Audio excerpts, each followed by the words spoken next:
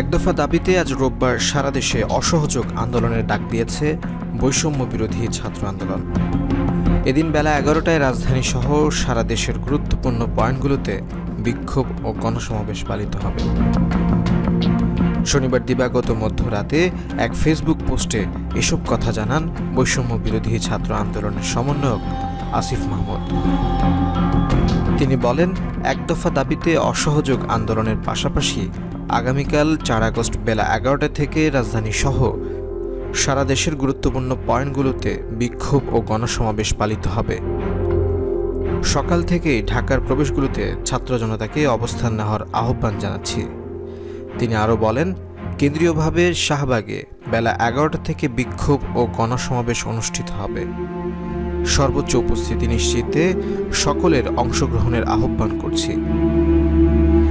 কর্মসূচি সফল করতে স্কুল, কলেজ, বিশ্ববিদ্যালয়, প্রাইভেট বিশ্ববিদ্যালয়, মাদ্রাসা শিক্ষার্থী, শ্রমজীবী, পেশাজীবী, রাজনৈতিক অরাজনৈতিক নির্বিশেষে আপামর জনসাধারণকে রাজপথে নেমে আসার আহ্বান জানান আসিফ মাহমুদ। তিনি বলেন, আমরা শান্তিপূর্ণভাবে বিক্ষোভ ও গণসমাবেশ পালন করব, তবে আঘাত এলে তা প্রতিহত করার সব প্রস্তুতি নিয়ে রাখার আহ্বান রইল।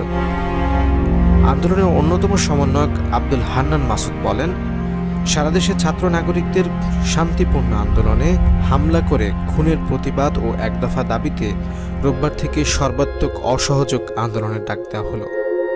এদিকে শনিবার বিকেল 5:30টার দিকে বৈষম্য বিরোধী ছাত্র আন্দোলনের অন্যতম সমন্বয়ক মোহাম্মদ নাহিদ ইসলাম ঢাকার কেন্দ্রীয় শহীদ মিনারে বিক্ষোভ সমাবেশ থেকে সরকারের পদত্যাগের এক দফা দাবি ঘোষণা করেছেন।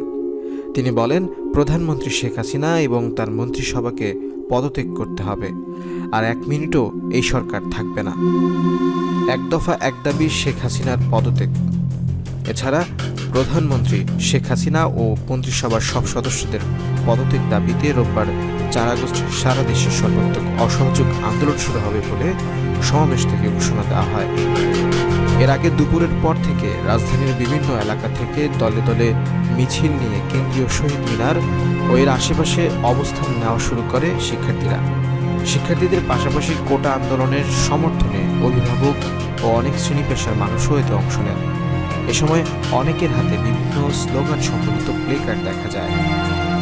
গত শুক্রবার রাতে বৈষম্য বিরোধী ছাত্র আন্দোলনের পক্ষ থেকে শনিবারের বিক্ষোভ ও রোববার থেকে অনির্দিষ্টকালের জন্য সর্বাত্মক অসহযোগ আন্দোলনের ডাক দেওয়া হয়।